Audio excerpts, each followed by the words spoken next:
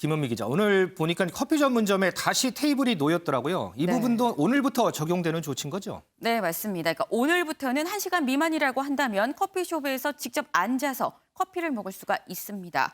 네, 하지만 일단 5인 미만 집합 금지 조치는 계속 유지가 되고 있기 때문에 한 테이블당 4명까지만 가능합니다. 이것도 계속이 아니고 1시간 미만까지군요. 네. 그러면 헬스장은 어때요? 네, 헬스장은 인원이 아니라 면적 제한인데요. 네, 헬스장은 8제곱미터당 1명, 네, 8제곱미터당 1명 이 기준입니다. 그러니까 예를 들어서 헬스장이 132제곱미터다라고 얘기를 한다면 132 나누기 8 하면 16.5가 나오잖아요. 그렇죠. 때문에 16명까지만 가능합니다. 동시에 입장이요. 그런데 지난번에는 헬스장 같은 경우에는 4제곱미터당 1명까지이지 않았나요? 지금 맞아요. 그러면 이게 더 강화가 된 건가요? 네, 그래서 저도 그 점이 상당히 궁금했었는데 왜 4제곱미터에서 8제곱미터로 변한 건지 기자들이 직접 방역 당국에 물어봤는데요. 같이 그 설명 들어보고 오겠습니다. 그에 따라서 4m 제곱당 1명이라는 기준을 제시해서 적용하기에는 실제 이용 면적에 대비해서는 과도한 밀집도가 생길 우려가 있습니다.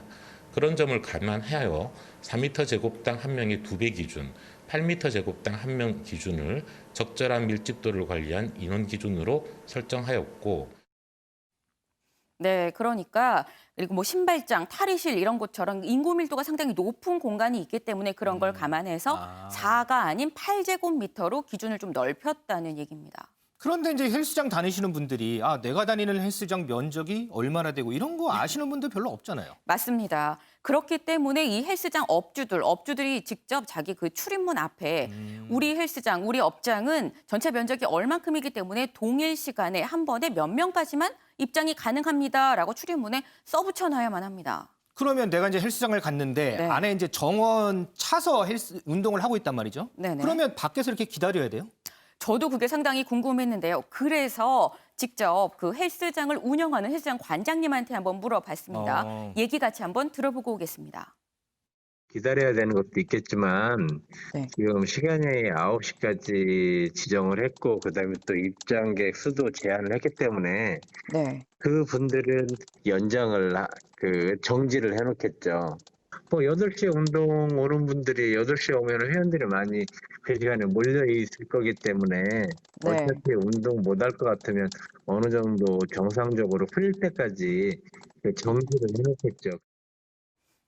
네, 지금 들어보셨는데 그러니까 사람이 몰리면 밖에서 기다려야만 합니다. 그런데 궁극적으로는 아마도 사람들이 그렇게 기다릴 만큼 오지 않을 것이다라는 그래요? 설명이었는데 그러니까 뭐 헬스장에 사람들이 몰리는 시간은 저녁 8시부터 10시까지인데 네. 결국은 그 시간대 그러니까 9시로 이 영업이 제한이 그렇죠. 돼 있다 보니까 못할 것이다라는 생각에 아예 지금처럼 회원권을 정지하거나 그냥 그대로 연기할 것이다라는 얘기였습니다. 그러면 뭐 별 차이는 없겠군요. 그럴 거란 전망이었어요. 그러면은 또 다른 분들이 많이 궁금해하시는 노래방은 어때요? 네, 노래방도 8제곱미터당 1명, 8제곱미터당 1명의 기준이 적용이 됩니다.